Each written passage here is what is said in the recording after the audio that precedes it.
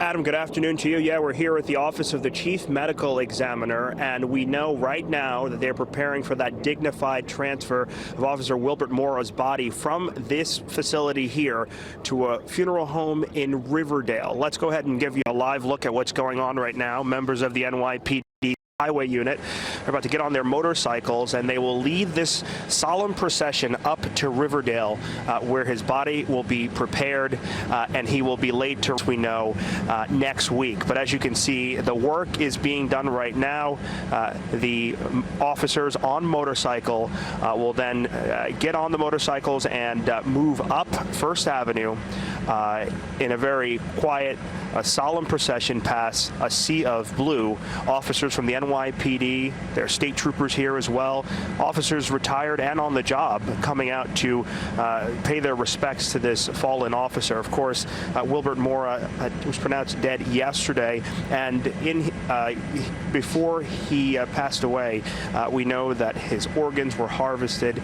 We know that he saved 5 lives by donating his heart, his liver, 2 kidneys, and a pancreas in all of this. We know that there was a salute yesterday as his body was brought here to the medical examiner's office, and that is what we saw. So right now you're seeing the motorcycles make their way up First Avenue, and then you'll see the first highway car, and then right behind it, that NYPD vehicle that brought him here to the medical examiner's office just yesterday.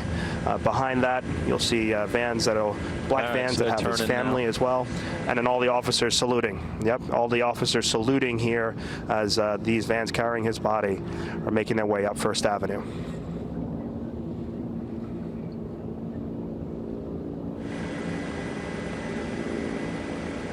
Four days at the hospital until he was pronounced dead just yesterday. As we take a look at this dignified transfer that is unfolding live right now, this look from Chopper 4 going up, as you mentioned, First Avenue, after that domestic violence call that he responded to along with his partner from the 32nd Precinct, Jason Rivera, just 22 years old, 2 very young cops shot down in the deadliest attack on the NYPD in years. And Miles, this is certainly a time where officers have such heavy hearts, a time where the city is in mourning after losing 2 officers, a part of New York's finest.